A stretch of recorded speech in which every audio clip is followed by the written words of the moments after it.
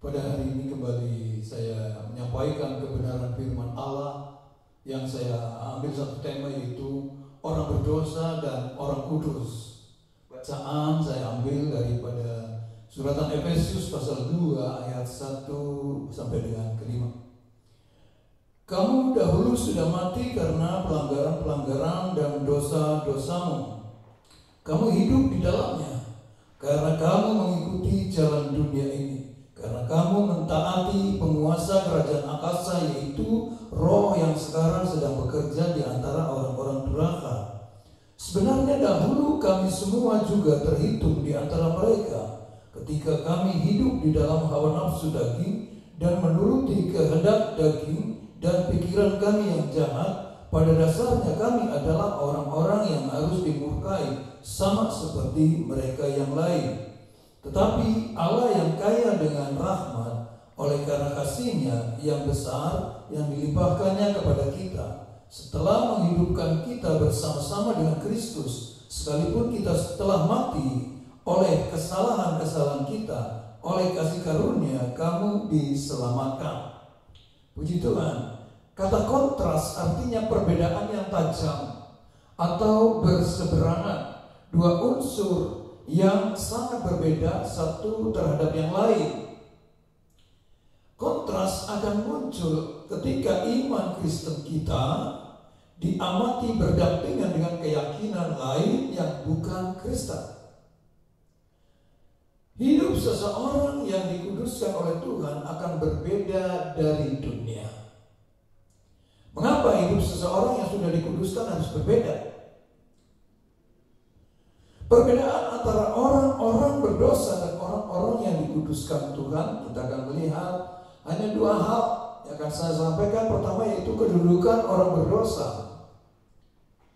Orang berdosa dipandang telah mati, tidak memiliki hubungan pribadi dengan Allah. Di dalam Roma 6 ayat 13 menyebut demikian.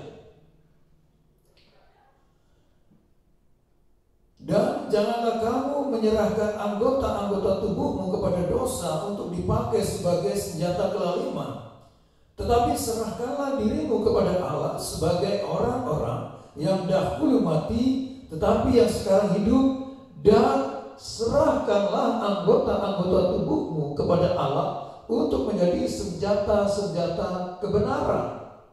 Dan di dalam ayat yang ke-23 mengatakan demikian.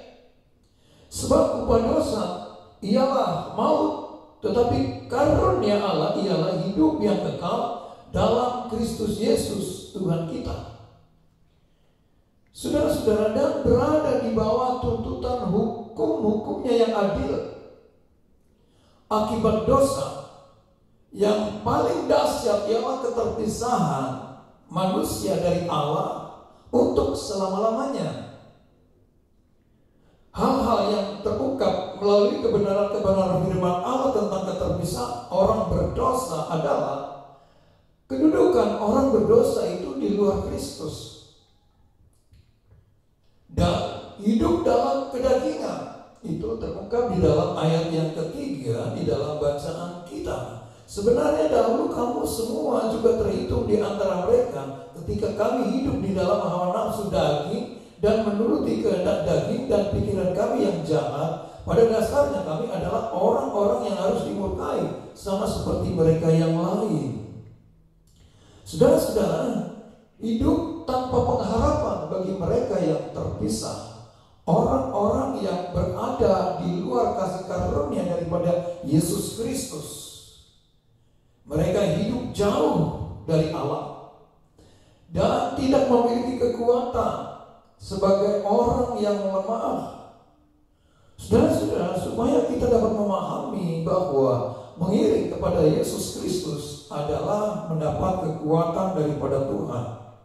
Orang berdosa itu tidak mengenal Allah, dan orang berdosa mengikuti jalan dunia atau tatanan dunia ini. Di dalam ayat yang kedua, kamu hidup di dalamnya karena kamu mengikuti jalan dunia ini, karena kamu mentaati penguasa kerajaan angkasa, yaitu roh yang sekarang sedang bekerja di antara orang-orang durhaka. Saudara-saudara, kita memandang orang-orang yang belum percaya sebagai kaum yang hidup sesuai dengan tuntunan atau tuntutan demonis, yaitu iblis. Mengapa? Karena pola pikir mereka hanya untuk memuaskan keinginan diri sendiri dan hidup dalam hawa nafsu dunia. Saudara-saudara, demikian ungkapan-ungkapan daripada firman Allah yang menjelaskan bagaimana tentang kedudukan orang berdosa, yaitu keterpisahan dari Allah, tidak memiliki kekuatan, tidak mempunyai pengharapan, tidak memiliki janji-janji daripada Tuhan, dan jauh dari Allah kehidupannya. Saudara-saudara, firman Allah memberikan pengertian bagaimana seseorang yang hidup di dalam dosa ataupun keterpisahan dengan Allah. Kemudian yang kedua saya akan sampaikan, yaitu kedudukan orang kudus. Orang yang percaya kepada Yesus Kristus dituntut untuk hidup sesuai dengan tabiat yang baru, sebab mereka dipersiapkan Allah untuk masuk ke dalam kerajaan anugerah, yaitu kerajaan anaknya Yesus Kristus. Demikian saudara-saudara, hal-hal yang terungkap di dalamnya. Dan di dalam hal inilah ada cakupan atau tabiat-tabiat yang baru yang perlu kita mengerti. Kristus bertahta di dalam kehidupan orang-orang yang telah dikuduskannya. Itu kita dapati di dalam Kolose 1 ayat yang ke-27. Orang yang dikuduskan itu diperintahkan untuk tidak memuaskan keinginan dagingnya. Jadi ada satu perbedaan yang besar antara orang berdosa dan orang yang telah dikuduskan. Orang yang dikuduskan berada dekat dengan Allah. Oleh sebab itu di dalam seluruh kehidupan mereka ada hal-hal menjadi pengalaman baru di dalam kehidupan seseorang. Kehidupan yang dekat dengan Allah. Supaya senantiasa apa saja yang kita perbuat, apa saja yang kita alami di dalam hal ini adalah pengetahuan daripada Allah. Dan kita mendapatkan kekuatan daripada Allah sebagai orang-orang yang telah dikuduskan. Juga kita mengenal Allah dengan baik. Hal-hal banyak orang-orang percaya yang sama sekali tidak mengerti, tidak mengenal kepada Allah. Mereka kehidupannya tidak beda dengan orang-orang yang telah masuk di dalam dosa kehidupannya. Jadi di dalam hal ini supaya kita bisa melangkah hidup di dalam terangnya yang ajaib. Itu kebenaran-kebenaran firman Allah memberitahukan kepada kita di dalam hidup ini. Saudara-saudara, orang Kristen memiliki hak-hak dalam kehidupannya, yaitu aku hidup dalam hawa nafsu, tetapi sekarang hidup dalam iman kepada Yesus Kristus, diberi kedudukan. Dan kita dapat memahami, mengerti melalui berita firman Allah. Oleh sebab itu pola pikir atau perilaku di dalam kehidupan kita seharusnya berbeda dari orang-orang lain yang belum percaya kepada Tuhan Yesus Kristus. Nah, ini saudara-saudara, perbedaan antara orang berdosa dan orang-orang kudus. Kemudian hal-hal yang perlu saya sampaikan menjadi kesimpulan di dalam pemberitaan firman Allah ini adalah, pertama, setiap orang percaya seharusnya mengetahui bahwa ia adalah seorang yang telah dikuduskan oleh Allah dan hidup di dalam firman-Nya. Yang kedua, seseorang yang dikuduskan Allah dibedakan dari orang-orang lain yang belum percaya dalam hal pemikiran, perkataan, dan perilaku, yang terutama ialah penolakan terhadap hidup dalam kegelapan. Yang terakhir, secara duniawi, seseorang yang telah dikuduskan itu dirugikan. Banyak hal yang diperbuat oleh orang-orang dunia, tetapi bagi orang-orang yang telah dikuduskan sudah tidak lagi, namun memiliki kepastian pengharapan di dalam Tuhan yang mengatur hidupnya. Demikian saudara-saudara, hal-hal yang menjadi inti pemberitaan daripada firman Allah pada hari ini, supaya kita dapat memahami dengan baik. Sebelum saya mengakhirinya, saya akan berdoa bagi kita bersama.